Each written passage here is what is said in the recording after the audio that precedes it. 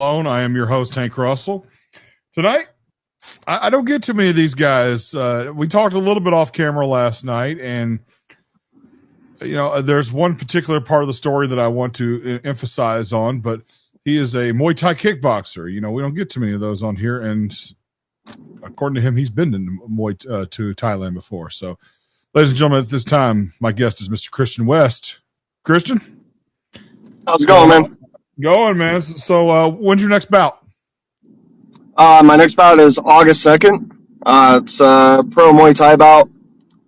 So it's full Muay Thai rules in Rochester, Michigan, for Mitten Muay Thai. Okay, I didn't know that Michigan had a Muay Thai scene up there. I've been following, I've interviewed, hundreds of guys and didn't know that. And yep, that's cool. That's what I'm talking about. I mean, Michigan seems to have a underground, maybe not underground, but definitely underrated fight scene up there. Yeah, I think the sport is growing slowly but surely in the States, which is great. And, I feel honored to be a part of that growth. It's interesting that you say that because, okay, the big trend right now, maybe not a trend, but what they're trying to do. All right, mixed martial arts has been around for about 30 plus years in this country. And so yep. In the last 20, it's had a strong popularity, especially that first 10 years after the Ultimate Fighter Season 1. That being said, here we are 10 years later, 2025. Things have kind of slowed down a little bit. Maybe not from ticket sales and stuff like that, but, it wasn't the thing to watch. I remember when for 10 years there, we didn't miss a pay-per-view. If we did, it's because we had to, not because we wanted to.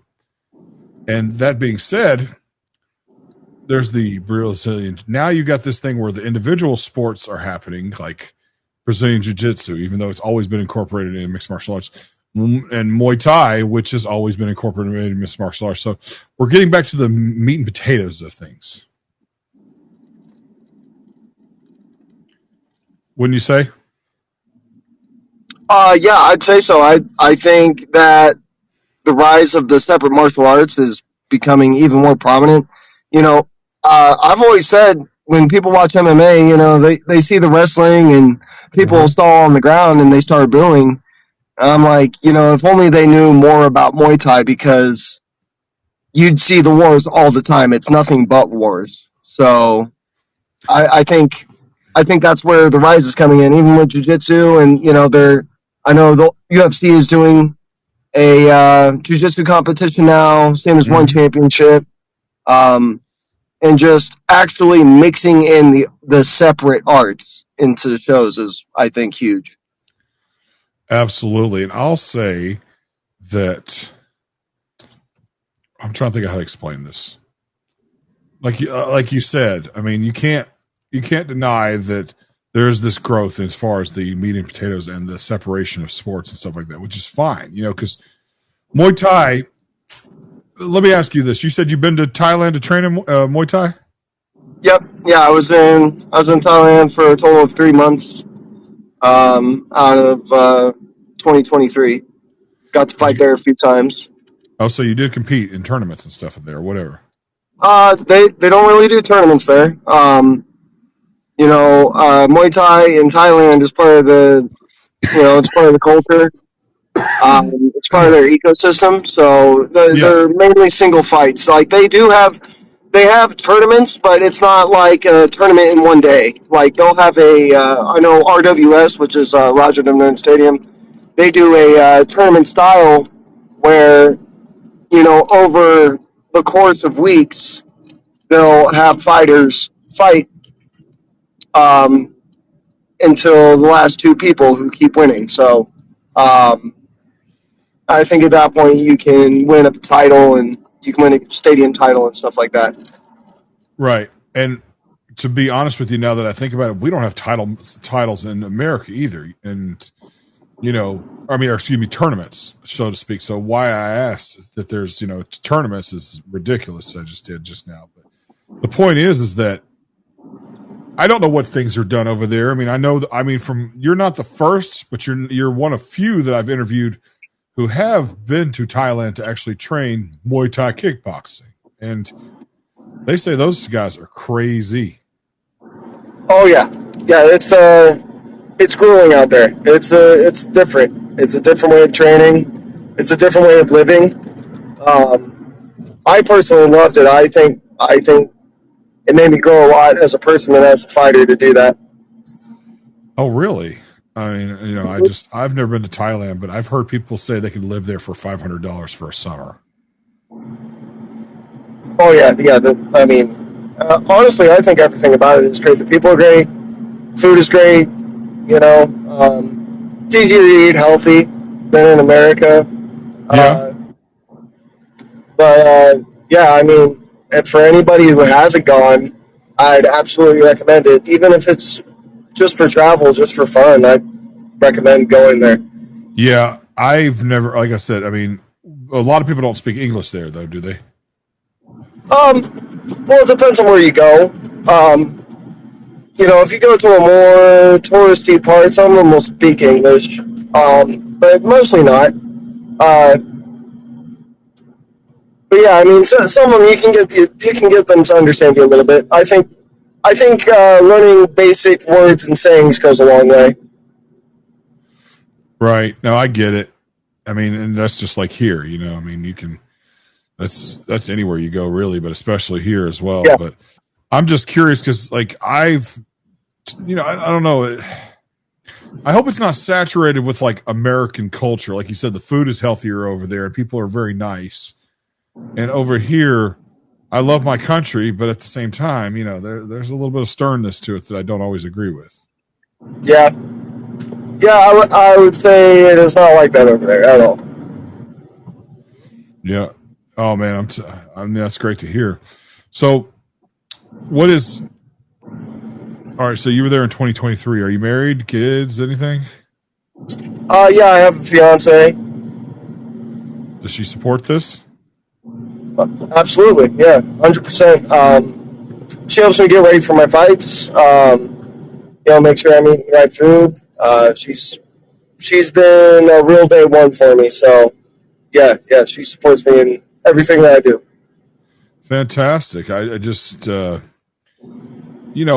of the things that has killed careers, at least I've seen a lot of guys, I can't name them all, but like I've interviewed at least between 8 and 10 fighters who are now at the big time, and a lot of them don't, and a lot of them have the support of their significant other on their side. So, Yeah, I'd say that would be a killer. I mean, if sometimes motivation isn't enough. You need discipline to be able to do the sport or any combat sport.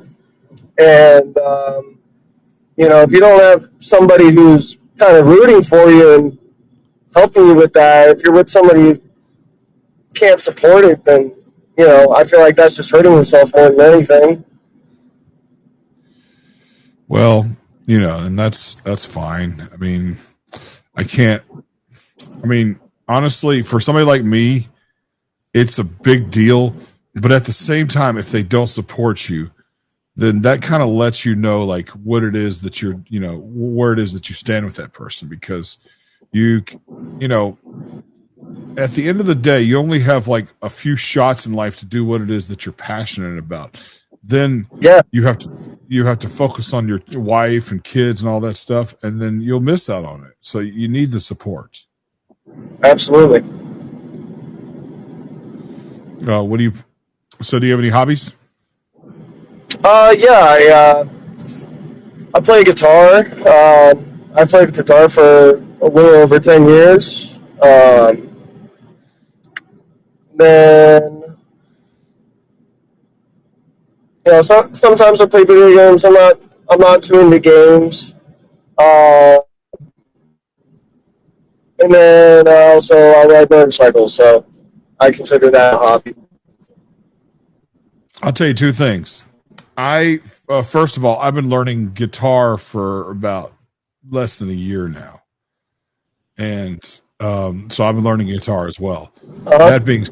That being said, I don't know if do you ever watch mixed martial arts? Say it again. Do you ever watch MMA? Yeah, absolutely. Yeah. Well, the one of the executive commissioners in Las Vegas, I used to train under him. First time I ever met the guy, when I trained under him, it was a long time ago. He he wasn't part of it. He was a judge for the UFC, but he didn't do anything else. And first time I ever saw him, he had a guitar in the corner. He was getting ready to practice it after I paid him my fee to work out with him. So, Yeah. That'll work, man. So I'm just trying to think here. I think that's cool that you've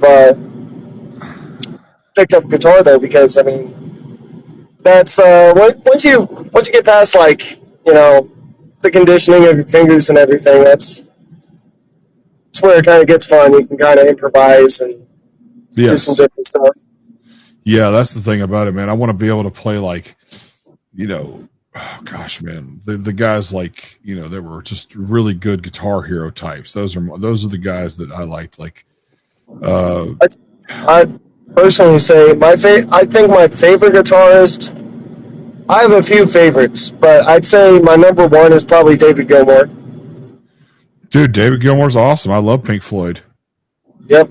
Yeah, I would say he's my number one. I would say number two for me is probably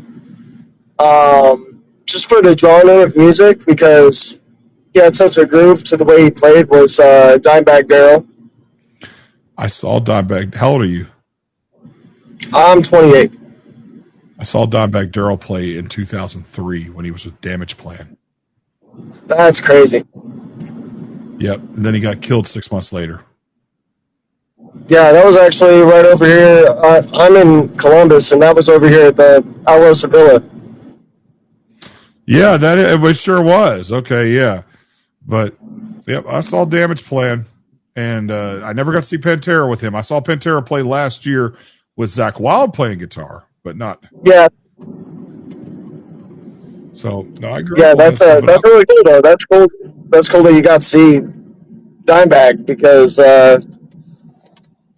yeah, that's one guitarist I would love to see if I got the chance to. Okay, in 2003, there were no phones on with cameras on them, right? I took one of those disposable cameras, and his tech, I threw it up to him and I said, "Could you take a picture of his pedal board for me?" Oh, really? Yes. So that's awesome. But that burned up in a fire about a while ago. But man, I actually own. Even though I just started playing guitar, I own a couple of his, especially his wah-wah pedal. So. Oh, like a Dean? Not the Dean. This is a Dunlop. Dunlop. Dunlop. Oh, the pedal. The pedal, yep. Not the guitar, but the. Oh, okay, yeah. Oh yeah. Crybaby. Yeah, Crybaby. That's what I meant to say. I thought it was Dunlop, but Crybaby. Yeah. Yeah, you're good. Oh man, but anyway, so before I let you go, I want to know. First of all, do you know who your opponent is? Yeah, I don't know too much about him, but his name, I know that his name is Andrew Temple. He's fighting, I think, out of Kentucky. Okay. They told me he was local, so I don't know. He could be fighting out of Michigan. But yeah, so as far as that goes, I know who he is. Absolutely, absolutely. Well, once again, promote your fight, and where can I watch it? Where can we all watch it? So Mint Muay Thai has a website, mintmuaythai.com, where you can purchase tickets. And they should have a link to click my name if you want to help support me. And so, yeah, they got that pay-per-view, and then obviously physical tickets to go watch it live. There you go. There you go. Well, that'll work, man. Well, I'm Christian. It's good to see you, man. If you want to do this again, let me know. Okay. Absolutely. Thank you for having me up. Of course, ladies and gentlemen, I've been talking to Christian West. Hopefully, we can get him You know, like he was so good to squeeze in. I know he's training. He's clearly just got out of training. You can look at him; he just got through doing it. So, thank you, Christian. I appreciate it, ladies and gentlemen. Before those of you watching live right now, I have just been informed that I will be doing a watch party this Saturday for UFC 318, and I had to cancel one of my interviews at 8:00. 8:00 Central Time because I will be covering Power Slap on Friday night. So, thank you guys so much. And this has been the Hank Russell Invitation. Y'all have a good evening. Thanks.